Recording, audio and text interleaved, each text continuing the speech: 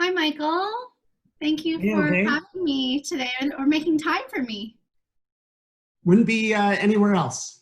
I know we're here to talk about Ride, Don't Hide and a little bit more about how you got it started. I know at the time, I mean, several years after we had met and you had come out with what you've been struggling with your whole life, which is bipolar disorder, right? If I'm correct? Yeah, exactly.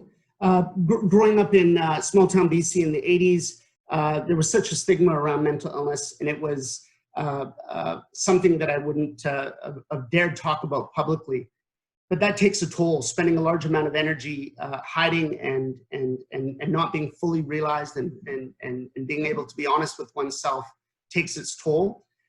And it was through being a teacher and a reporter that I realized that that's what reporters do. That's what teachers do. We tell a story. And the story of mental illness was being really negatively told. Hmm. We know that 1 in 5 Canadians deal with a mental health challenge in any given year. That's roughly 7 million Canadians. Yet the bulk of those Canadians stay silent. And the story that's very upfront is a story of homelessness. It's a story of the downtown east side. It's the Hollywoodization of mental illness, which is often very dark and violent. And all the professional people that are getting on with their life that have a bit of mental illness, that don't want to be associated with that negative portrayal, purposely stay hidden, which unfortunately continues the stigma. So Ride Don't Hide was born with the idea that I had an obligation as a human being, as a journalist, and as a teacher to try to portray a different story. To Uh, rewrite that story, right? yeah. So I cycled around the world. It took me 16 months, 33 countries, 40,000 kilometers. Got back to Vancouver, the Canadian Mental Health Association, turned it into an annual event. And this June, here we are, 2020, we're on our 11th annual Ride Don't Hide. How could I participate? How could Right, I raise awareness around mental right, health, especially it's such an invisible, right. disability. Yeah. Well, with the pandemic is thrown a wrench in a lot of people's plans. Work has changed. I don't have to explain it. Everyone's living it. But like other charities that have also found themselves in this situation, we're asking our participants and people that have a passion for this project and want to be part of this project to do it virtually, to still be part of Ride Don't Hide, and either if they're not comfortable riding, that's fine, or sign up, be part of Ride Don't Hide, and then when you do your ride to work, or when you do your ride with your children or your significant other, consider that your Ride Don't Hide. In Mm. some ways, that has actually opened up and broadened our field, and there's a wider variation of participants this year. No, I Some mean, people, it's yeah, definitely more accessible for me. So, well, exactly. So some people are a little bit intimidated about riding in a group or riding 10 kilometers or riding 100 kilometers. So really that's not there. You don't even have to have a bicycle. We won't know, like, shh, you don't even get on a bike. You won't know. so it's ride anywhere, anytime right now, right? It's just it could be with your parents, it could be with your kids, it It could could be a be walk. it could be It could be a right? walk. We just A want you to walk. be part of it. We just want you to be part of it. And there isn't a set date in June. Typically, it's the last Sunday of June, in which we all gather in different spots across Canada, in different stadiums, and actually have the riding event.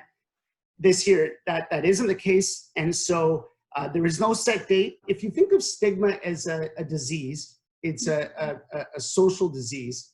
Mm. Stigma is made up of fear, misunderstanding, and sort of these sort of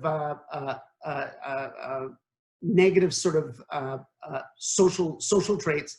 Something like Ride Don't Hide, I really believe to be the cure, in the sense that you cycling on a sunny day in June with friends, being able to declare that I deal with a bit of a mental health challenge and I'm coming out proud, or I'm here to ride for my friend or my dad, my wife, my husband.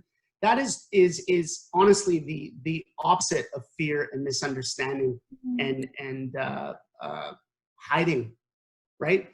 And whether you have a academic conversation or just a superfluous conversation about mental health, it all adds up into the bucket that helps dissolve the stigma. All the proceeds from this Ride Anywhere, Ride Anytime Anywhere will go towards our children and youth programs. And this is under the Canadian Mental Health Association. So Exactly. super important to just raise that awareness. And like Michael said, we can do this in less than 10K now. So that's great. A lot more accessible.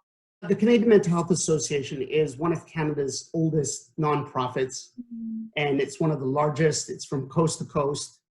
They've done an incredible job. They're over 100 years old. I can't even imagine how difficult it would have been to advocate for mental health awareness back a century ago. I mean, the stigma was probably so thick, it would have truly been a wall. So they've helped take Canadians out of the dark, out of the shadows for over a century. And like all nonprofits, they depend upon the donations of the public. And so it's super important for us to get behind the Canadian Mental Health Association to make their programs possible. Get on it, ridedon'thide.com, and till June 30th. We can still do it. We can still raise awareness. And thank you, Michael, for your time. Yeah, it's been a pleasure, and I look forward to cycling with everyone next year. Thank you.